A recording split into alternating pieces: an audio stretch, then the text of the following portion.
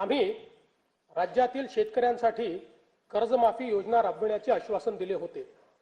त्याकरिता समिती गठीत केली आहे। राज्यातील 30 सप्टेंबर 2025 रोजी पीक कर्ज थकीत असणाऱ्या पात्र शेतकऱ्यांना 2 लाख रुपयापर्यंत कर्जमाफी देणारी पुण्यश्लोक अहिल्यादेवी होळकर शेतकरी कर्जमाफी योजना मी आज जाहीर करीत आहे। नानाभाऊ, राज्यातील राज्यातील 30 सप्टेंबर 2025 रोजी पीक कर्ज थकीत असणाऱ्या पात्र शेतकऱ्यांना 2 लाख रुपयापर्यंत कर्जमाफी देणारी पुण्यश्लोक अहिल्यादेवी होळकर शेतकरी कर्जमाफी योजना मी आज जाहीर करत आहे। जे शेतकरी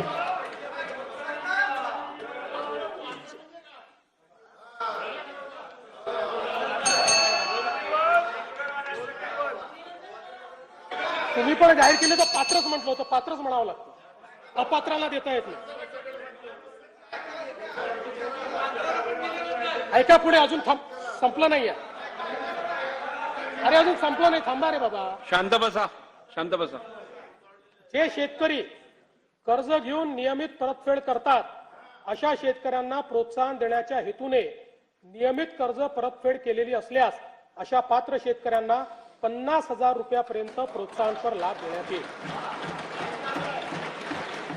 कर्जमाफी तसेच प्रोत्साहनपर लाभ देण्याबरोबर कोकणाला हे जास्त महत्त्वाचं आहे, कारण कोकणातले लोक सगळे कर्ज परत करतात। कर्जमाफी तसेच प्रोत्साहनपर लाभ देण्याबरोबरच राज्यातील बँकिंग यंत्रणा सक्षम असावी यासाठी समितीच्या शिफारसीतील निकषानुसार निर्णय घेण्यात येईल।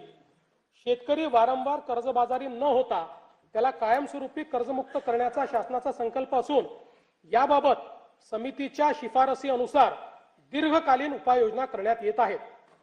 अनुसूचित जाती घटकांच्या सर्वांगीण विकासासाठी राजश्री शाहू महाराज शिष्यवृत्ती योजना, विद्यार्थी वसतिगृहे, भारतरत्न डॉक्टर बाबासाहेब आंबेडकर कृषी स्वावलंबन योजना, लोक साहित्यरत्न लोकशाहीर अण्णाभाऊ साठे नागरी वस्ती सुधार योजना इत्यादी योजना राबविण्यात येत आहेत। महात्मा फुले मागासवर्गीय विकास महामंडळ, साहित्यरत्न लोकशाहीर अण्णाभाऊ साठे विकास महामंडळ, संत रोहिदास चर्मोद्योग आणि चर्मकार विकास महामंडळाद्वारे अनेक योजना राबविण्यात येत आहेत। सन 2026-27 मध्ये अनुसूचित जाती घटक कार्यक्रमाअंतर्गत 23,150 कोटी रुपये इतका नियतव्यय प्रस्तावित आहे। माननीय सर्वोच्च न्यायालयाच्या आदेशानुसार राज्यातील अनुसूचित जातींच्या आरक्षणाचे उपवर्गीकरण करण्याकरिता